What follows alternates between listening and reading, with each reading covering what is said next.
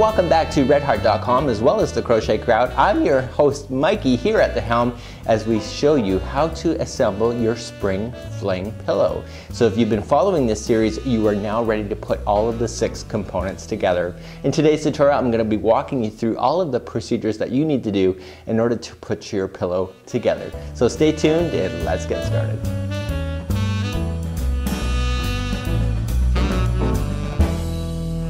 The next step we have is that we have the flat face and we want to make sure the bumps are facing outward and the flat side is down. The flat side is the polyester of the stuffing. So now we want to grab our very largest petal, and mine happens to be green, and yours could be any color that you want. And what I want to just do now is just look down on top of it and kind of centerize it. Centerize it, I don't even know if that's a real word. But anyway, so what we have here is that you will have 7 petals, and so it's not a consistent thing, so you should not end up with a petal that's up here and then another one completely on the other side. Because there's 7, you will notice that it's kind of askew, and because we have multiple layers going down, it really isn't a big deal on trying to determine if the petal should be in a certain position. So just kind of just eye it out, make it look the best that you can, and certainly with your needle and using complementary colors that we've already done before, do the same technique of the slip stitch on the one side and the darning needle on the other. And essentially all we're just going to do now is that we're just going to go down on the stitches that are on the inside, and we're going down through the project and up. And the very first one I want to capture pretty close to the stitches. So right in, because what I want to do is I want to secure this very first piece in just like this. This will be buried underneath of the next petal. So usually you would come from the back end to start. You really don't have to at this point. So essentially I'm just going to work my way across. So just jumping down underneath the project and back up.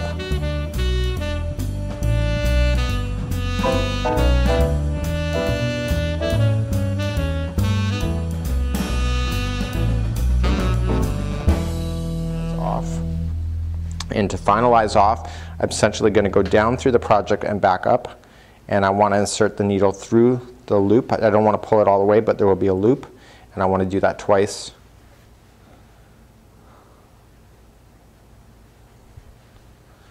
To really secure it into position. Just like so. And now I want to take the loose end and I just want to drag it through some stitches. You can actually go into the inside of your work too, because you won't see that as well. But now that we've dragged it on the inside, grab your scissors and cut it, and we're going to start on with your next petal. And make sure you cut your loose end off as well. So there is step number 1 for attaching it to the pillow. The next step we have is that we want to place the next petal that is smaller to this. So we don't want the very smallest, we want the second size up, and you can really clearly tell when they're on top of each other which one is which. And essentially, again, it's 7 sides, so this time you want to make sure that the petals are falling in the middle of where the green ones were here. So yours could be a different color, but what I essentially want to do is that those stay in the middle of the petals that are underneath. And so you'll notice that the center point then falls into the green area here of the lime green and not the dark green. So then this will be attaching to the lime green area that's on the inside. Using the same technique of the slip stitch with the darning needle, we essentially just want to come down into the stitch just like we did with the green and just kind of fasten everything together. And we just want to make sure that this stays center as we start attaching it in. And we want to pull it through the slip stitch like we did before, and just trap that straggler around as we go in. So just going in the next stitch just like so. We just want to make sure we're getting everything in, and just make sure you are double checking to ensure that this is staying centered and relative to the layer that's on the inside.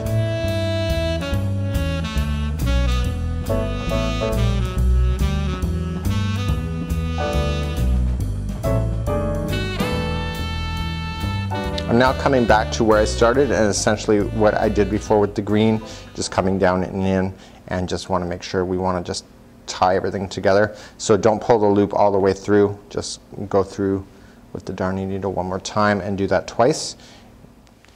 So let's place and do the next layer just like so, and again it's 7 petals. So now this time I want it in between the last layer here and just like so. And you will notice that the green layer is kind of like in a world on its own, and that's the wonderful thing about this. This layering effect is really quite amazing. Now you will notice that this ring almost matches the last ring that we put on the inside, so you can actually just look at it and just go down through that last petal, or you can go all the way down to the green. So essentially you're just going to pick a spot anywhere, and I'm just going to go down to the last layer that we just put on only. I'm not going to go all the way down to the green. And I'm just going to do the slip stitching effect like I did before and get that straggler ready, just like so, and just essentially just work my way around the ring, attaching this ring to the last ring. Try saying that 10 times fast.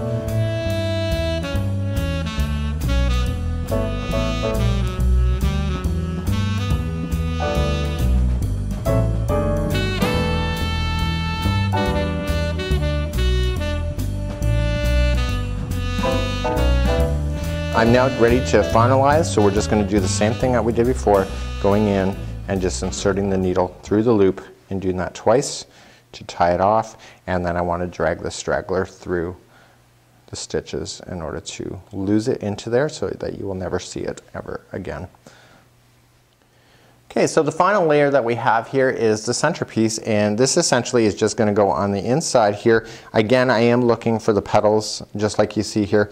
There is 1, 2, 3, 4, 5, 6, 7, 8, and you remember you got 7 petals here, so I'm just kind of making it look good, whatever you want. So when I'm sewing with this one, I want to come in at the seam line of where I've changed color on the inside here. So I'm just going to essentially make sure that it's sitting down. Because I have stuffed the inside, the inside is going to pop quite amazingly.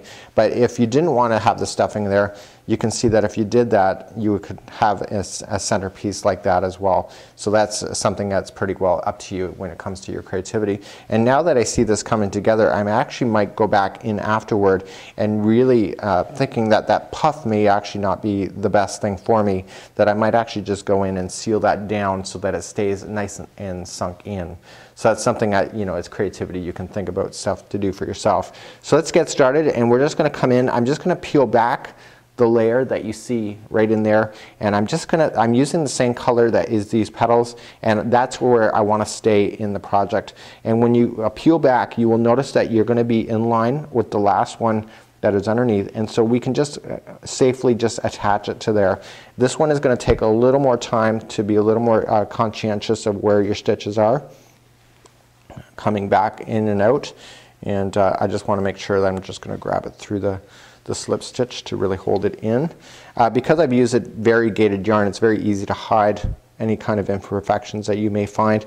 And again, I'm just peeling back the layer. I'm just grabbing the one that is underneath directly. I'm not going all the way down into this particular project. And I want to make sure that that straggler is getting trapped as well as we go and coming back out through here. So do that all the way around. Just stick within that color so that you will never see any of this stitch work as you're going all the way around. So essentially don't go into that middle color with a different one if you're not interested in that particular effect.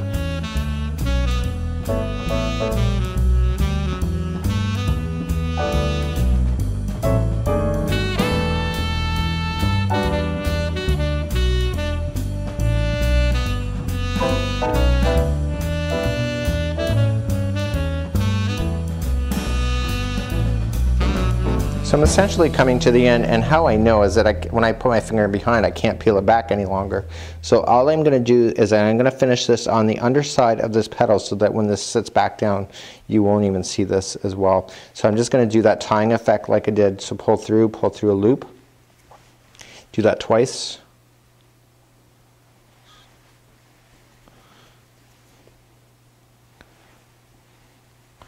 And all I'm just going to do now is feed the stitches, and I'm going completely underneath the flower at this point.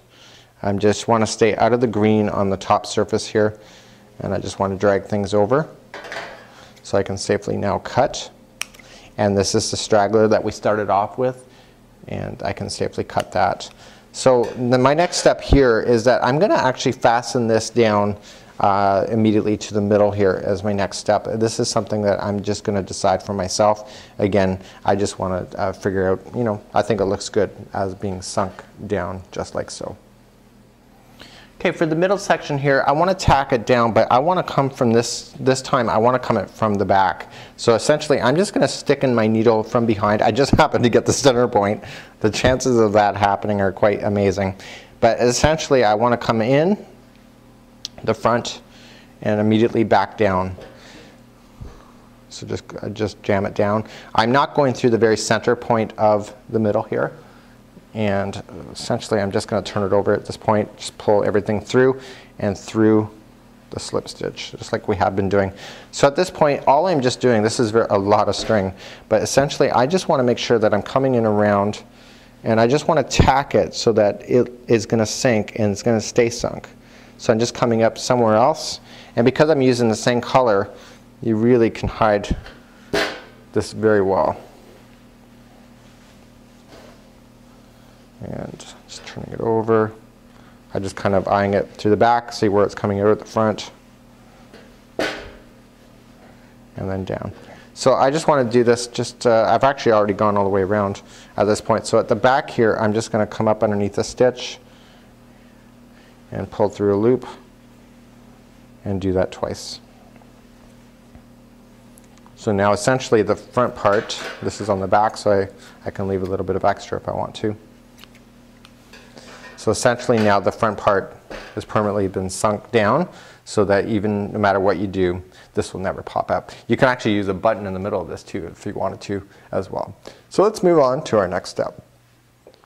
So our very next step now is to attach the one face to the other. So essentially, remember what I said in the very beginning is that you have two sides. You have a flat side and you will have a bumpy side. So the bumpy side is facing out, and that's why we have the flower there. And so basically I want to look at the stitch work, and essentially I don't want to do this. You can see that the bumps are going in this direction on the flower. I want to make sure that it's matching each other. So all I'm just going to do, pay attention, just turn it over, and just have the stitch work match. So I'm just going to essentially start putting three sides together in order to make a pocket. So I'm just going to start on the one side. It doesn't matter which side you start on. Going into the corner, like so, a corner, and you essentially just want to match the stitch work as you're going down through the edges. So just pulling it through. If I didn't have a generous amount of string on here, so if I run out of string at any point, I could just add more. And again, with the sewing technique of the straggler, I've got into the first stitch. I want to now move down to the second, and I just want to keep everything pinched together so that the stragglers are getting trapped into position. And I'm just going to be very nice and tight with this idea as we're going all the way around. We are using polyester stuffing when we go to stuff this, so when I go to stuff it, I'm going to judge at that point because I don't want the point of the pillow to be stuffed to the point where it's like blowing up and the stuffing is falling out of the stitches. So it's something that you can judge afterward. So essentially just match stitch to stitch, going just three sides only, and then we're going to stuff it and put everything together, and then essentially sew the final edge, and the spring fling pillow is good to go.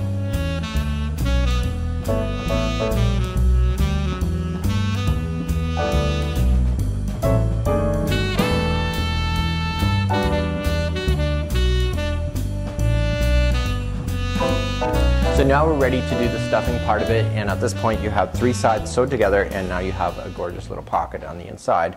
And now it's time to get your polyester stuffing and just stuff it on the inside. So the whole key to doing the stuffing is that you don't want it to the point where it's puffing out to the point where you are seeing the stuffing coming through the outside, just like so. So I'm just kind of being generous with it, kind of compacting it, but being conscientious that it's not enough. This polyester stuffing goes a long way, so it's a great little to have in your inventory for projects in the future. And one thing I noticed about stuffing is that you don't want it to the point where it's all balled up in one area as well. So you want to make sure you're kind of just stuffing it around. And I think that's kind of nice, just like so.